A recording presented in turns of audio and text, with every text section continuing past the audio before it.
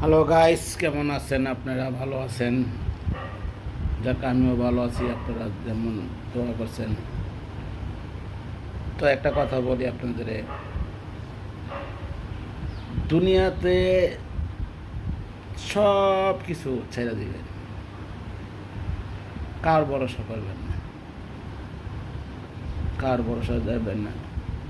যে যাইবার চায় তার যাইবার দেন। তবে দুনিয়াতে সবচেয়ে বড় জিনিস, সবচেয়ে বড় আমল, সবচেয়ে বড় হিম্মত এলো আপনার ইমানদারি। ইমানদারি, হালাল, সৎভাবে চলা, সৎভাবে পরিশ্রম করা, সৎভাবে চলা। দেখবেন আপনার এটার মতন শান্তি আর শান্তি কখনো পাবেন না, এই দুনিয়াতেও পাবেন না এটার মতন। হালালভাবে চলবেন, হালালভাবেই চলবেন, হালালভাবে করবেন, দেখবেন আপনার খুব আরাম।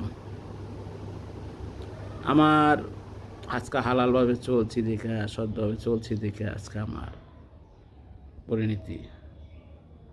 তবে আমি ভাঙি নাই, মুস্কায়ও নাই, কিচ্ছু হয় নাই।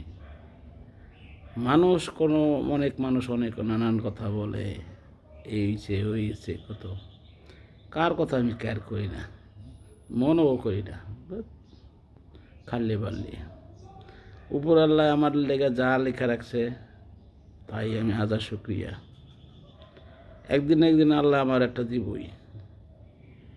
থাকা যদি আল্লাহ আমার রব্বুল আলামিনে যদি আমার দেয়, অবশ্যই আমার ভালো একটা কিছু দিব। তাই আমি আল্লাহর উপরে ভরসা করি, আমি কার উপরে ভরসা করি না। আল্লাহ দুনিয়াতে যতদিন আছি, আল্লাহ আমার ততদিন আছে। আল্লাহর মানুষ, আল্লাহর কাছেই যাবো। আল্লাহ যেটা ভালো মন্দ বোঝে, এটা আল্লাহর কাছেই হাজার শুক্রিয়া। তাই সততা চলবেন, সততা পাবেন। এটার মতন আরাম, এটার মতন শান্তি কখনো পাবেন না। সবসময় আল্লাহর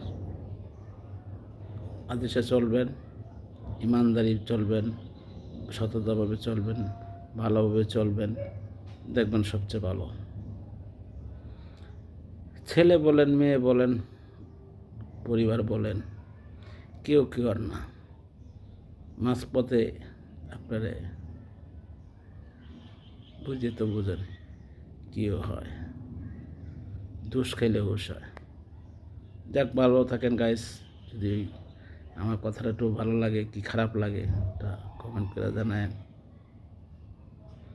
ঠিক আছে? আল্লাহ হাফেজ। ভালো থাকেন, সুস্থ থাকেন।